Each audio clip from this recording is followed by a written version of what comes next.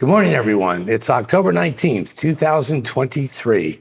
This is Craig Studnicky. I'm CEO of ISG and related ISG, and I'm pleased to present our Q3 version of our Miami report to all of you today. We start with a headline that is clearly on everyone's mind. U.S. mortgage rates have surged to their highest level in nearly 23 years as inflation persists. Listen, we've talked about this before. Chairman of the U.S. Fed, Jerome Powell, has made inflation his number one public enemy, and he's being completely resolute in his decision to get inflation down to that 2 to 3% range, which we've been living with before 2020 for about 25 years. It's a very healthy inflation rate, actually, but we're not quite there yet, and he's leaving interest rates high for that reason. We have the highest rates we've ever had in 23 years. Yes, there's a chance rates may go up a little bit more between now and the end of the year. Yes. On the other hand, though, it does seem as though 2024 will be the year we start to see some relief. And that's all grounded in the idea that Jerome Powell of the Fed gets his way with inflation. The shortage, this interest rate issue has really caused quite an interesting problem, not just for us realtors here in South Florida, but realtors all over the United States. Sellers don't want to sell, buyers don't want to buy. Anywhere you go. We've also had a problem with certain supply chain issues since 2020, concrete, glass, and steel. So U.S. home builders have had a problem, not just high-rise developers here in South Florida. They can't get their hands on commodities, and they're dealing with very, very high borrowing costs. The net effect has been this headline from the National Association of Realtors. We're dealing with over 5 million houses short of demand at the moment.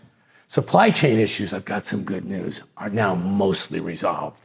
There's plenty of concrete, plenty of glass, plenty of steel to go around. The prices are high, but we're not dealing with shortages anymore, and we're not dealing with fluctuations of those commodities anymore. We're simply dealing with high interest rates, whether they're borrowing costs from a construction lender or they're mortgage rates for your buyers. Look at this quote from the NAR. They believe that once interest rates start to drop and builders start building again, it's going to take single-family home builders 10 years just to fill the gap of what is short right now, 5.5 million houses. Please remember, the population of the United States is constantly growing. The fastest growing country in the world is India, followed by China, followed by the United States. So as our population grows, add that to the 5.5 million houses that are short, makes for an interesting financial outlook for these single-family home developers, condominium developers as well. U.S. News came out with this article, that perhaps the biggest pent-up demand of buyers in the United States ever is being created right now. Sellers don't want to sell when mortgage rates are at 7% plus. Buyers don't want to buy. And yet, as I just said, the population keeps growing, but no one's busting a move yet. When interest rates start to decline, that big buying pool, once they start moving, I suspect you're going to see some serious robust sales all over the U.S. next year, 2024. Please bear in mind, South Florida, we're the outlier. We're the exception. We've been outperforming every market in the United States in the last 3+ years. And when my point here is when this buyer pool starts to buy real estate again because interest rates start to decline, it's going to be interesting to see what happens with real estate prices. Let's talk about interest rates. Right now, everybody pretty much concedes that they're at 7+. This is an article that we retrieved last week from Business Insider. Take a look at this. Fannie Mae, the Mortgage Bankers Association, and Wells Fargo, they all agree that mortgage rates are pretty much around 7. But look where they see them at the end of Q2 next year, which is June 30th. It's 9 months from now. They see rates ranging anywhere from 5.6 to 6.3. Now, you might disagree with the timing of the decline of mortgage rates. You might disagree with the amount that interest rates might decline. But I don't think anybody is disagreeing that interest rates are headed south next year. Once they drop just a little bit, I will quote Barbara Corcoran from Corcoran Sunshine.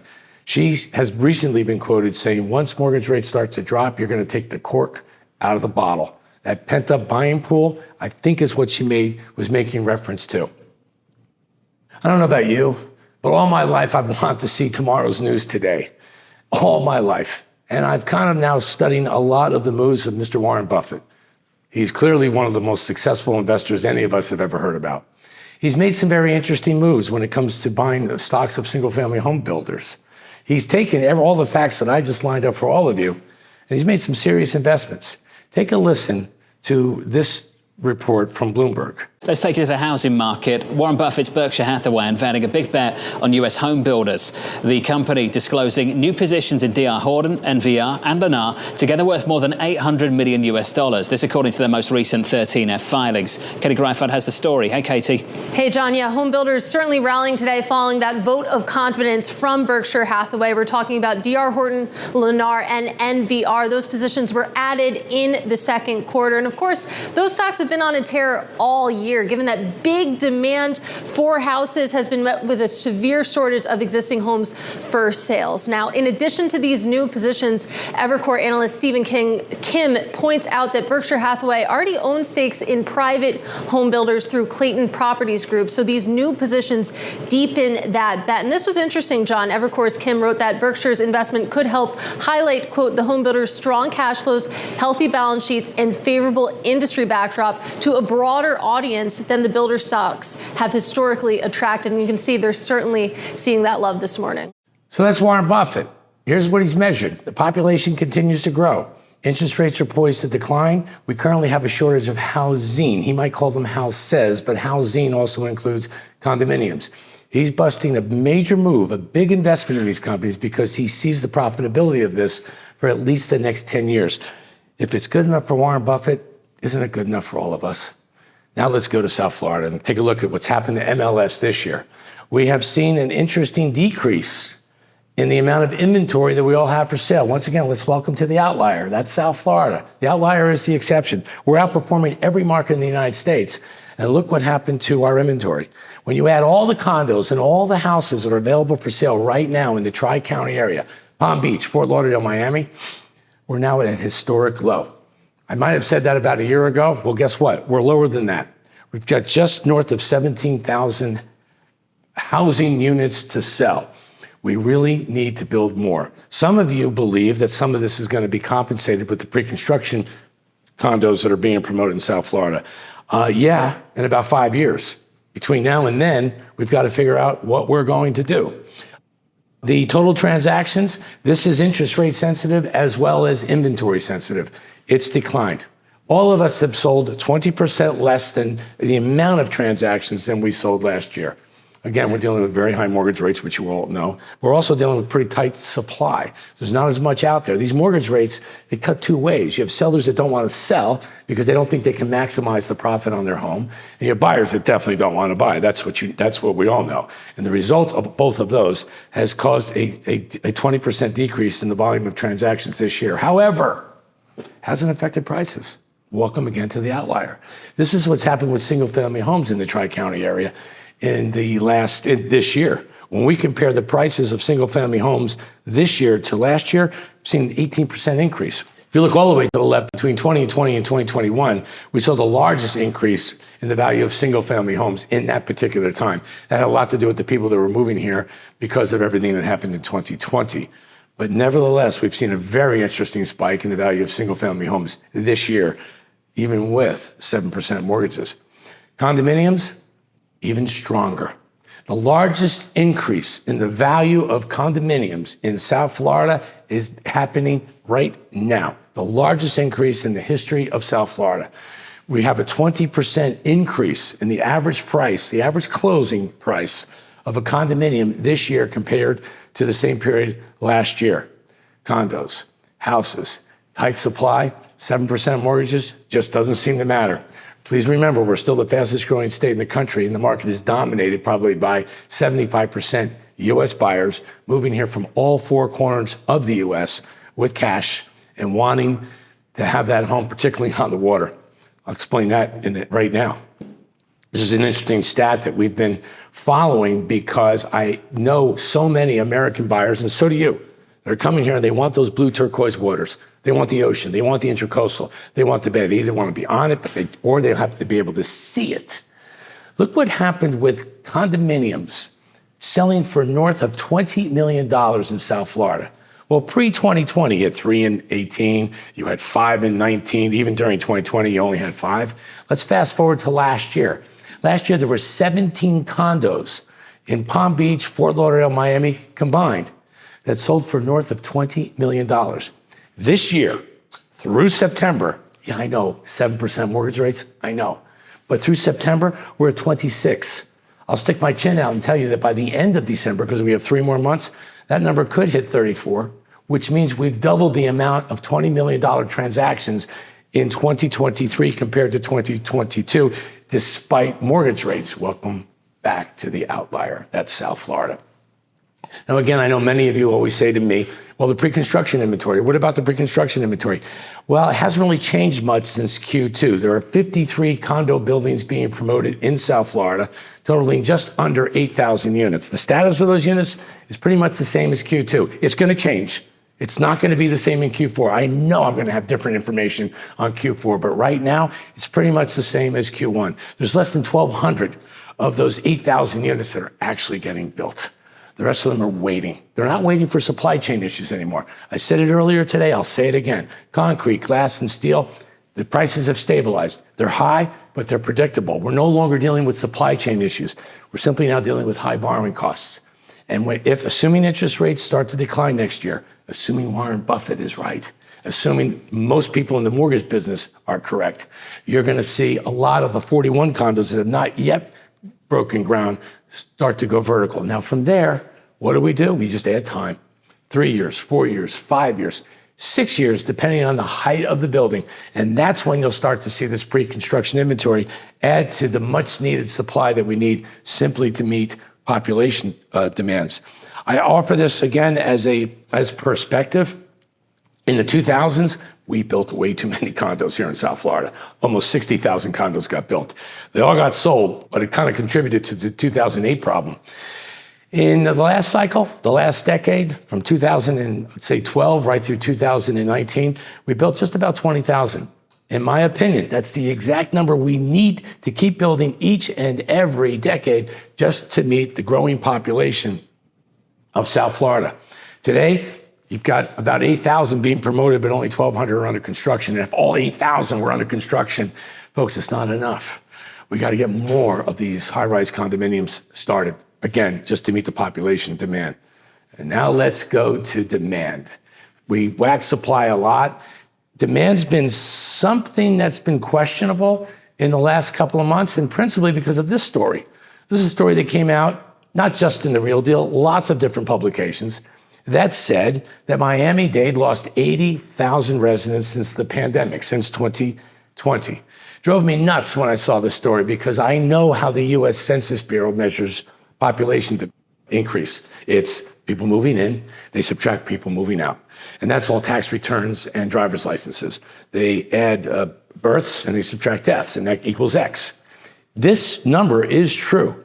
80,000 people did leave Miami during from 2020 through, I guess, the middle of last year. That fact is true. But they left out that 209,000 people moved in.